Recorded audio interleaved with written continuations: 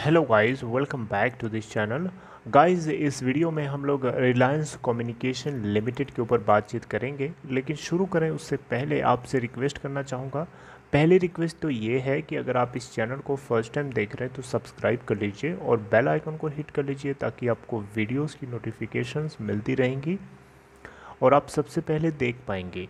दूसरी रिक्वेस्ट ये है गाइस कि अगर आपको डीमैट अकाउंट ओपन कराना है या आपके किसी जानने वाले को ओपन कराना है जिसको डायरेक्टली या इनडायरेक्टली आप जानते हो, तो डिस्क्रिप्शन बॉक्स में देखेंगे आपको एक लिंक मिलेगा, उसे क्लिक करके आप अपस्टॉक में अकाउंट ओपन करा सकते हैं अगर आप इंटरेस्टेड हैं तो। Right, okay. चलिए बात करते हैं रिलायंस कम्युनिकेशन लिमिटेड के लिए। देखिए, आर कॉम लिमिटेड के आज के दिन 7 जून 2021 के स्टेटस को आप लोगों के साथ शेयर नहीं कर पा रहा हूँ क्योंकि मैं एक दिन पीछे हूँ।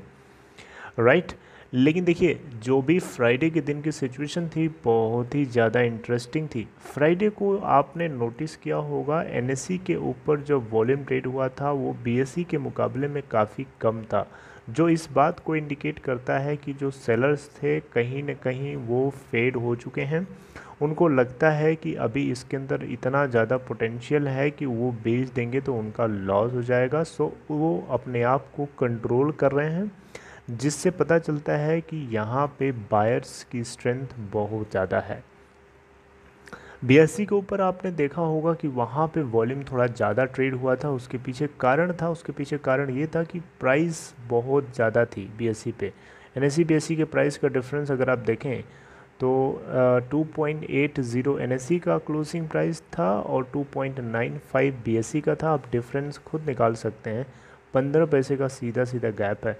तो इतना जब ज़्यादा डिफरेंस होगा जिसके चलते यहाँ पे वॉल्यूम 4,79,23,446 ट्रेड हुआ था, जिसमें से 51% की डिलीवरी भी कल फ्राइडे को उठाई गई थी।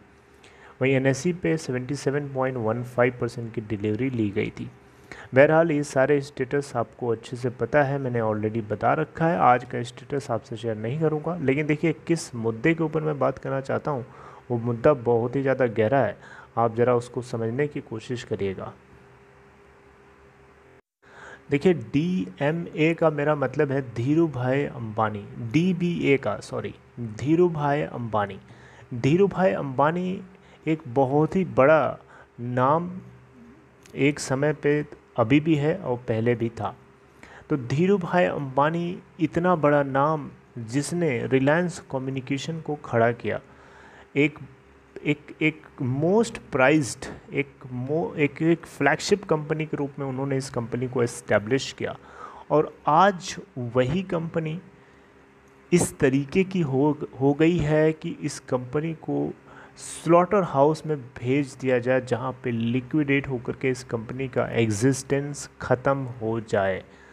तो क्या ये धीरू भाई अंबानी की मेहनत के ऊपर कीचड़ उछालने जैसा नहीं होगा?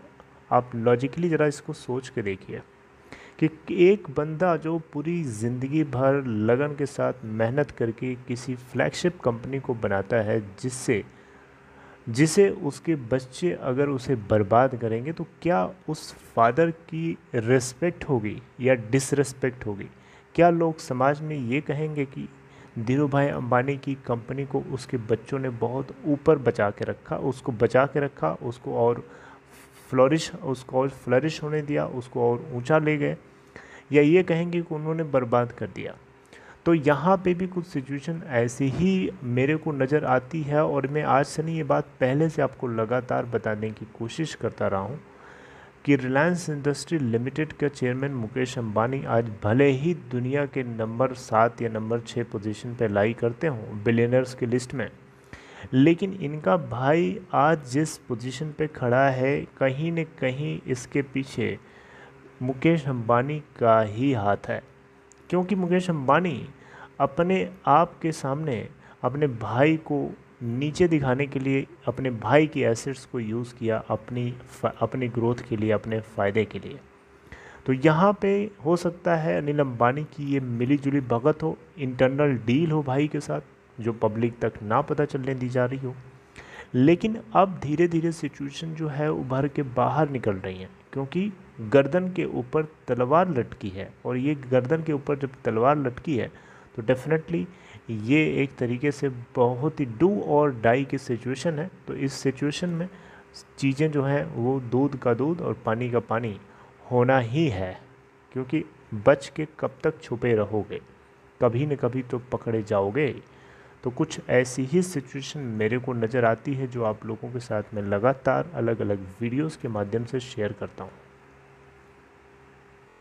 देखिए, किसी कंपनी को बनाना इतना आसान नहीं होता है, बहुत ही मुश्किल काम है। लेकिन हाँ, उस कंपनी को ख़त्म करना, बर्बाद करना, उसको लिक्विडेट कराना बहुत आसान होता है, एक झटके का काम होता है। तो यहाँ पे रिलायंस कम्युनिकेशन लिमिटेड आज लिक्विडेट अगर होती है तो मुझे लगता है कि एक बहुत ही बड़ी चोट होगी पूरे अंबानी ख़ानदान के लिए, पूरे अंबानी ख़ानदान के लिए।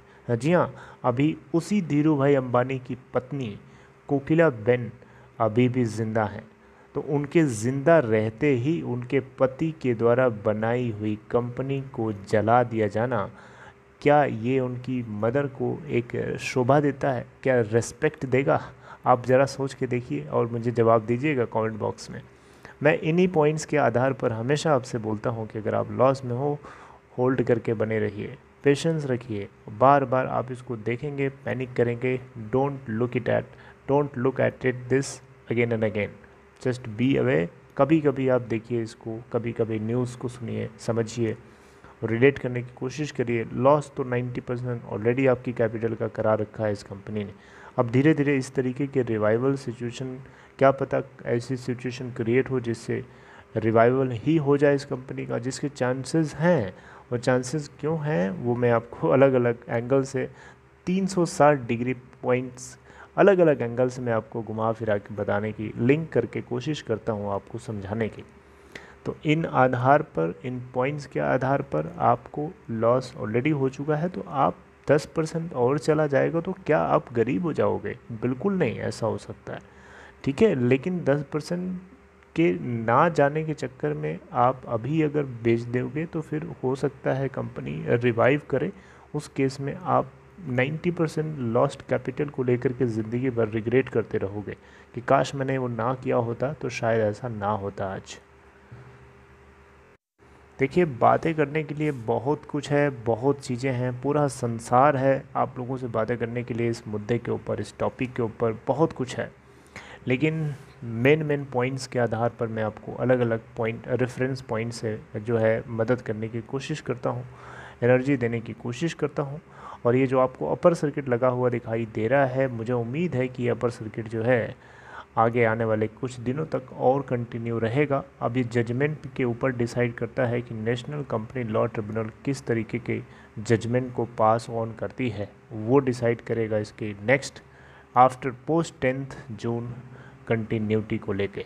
सो इस वीडियो के अंदर इतना ही। I hope you like this information. अगर आपको कंटेंट अच्छा लगा तो लाइक कर सकते हैं। बाकी डिस्क्रिप्शन बॉक्स में देखेंगे आपको एक लिंक मिलेगा, उसे क्लिक करके आप चाहें तो आप स्टॉक में अकाउंट ओपन करा सकते हैं। See you guys next time, updating something new in next video. Till then take care.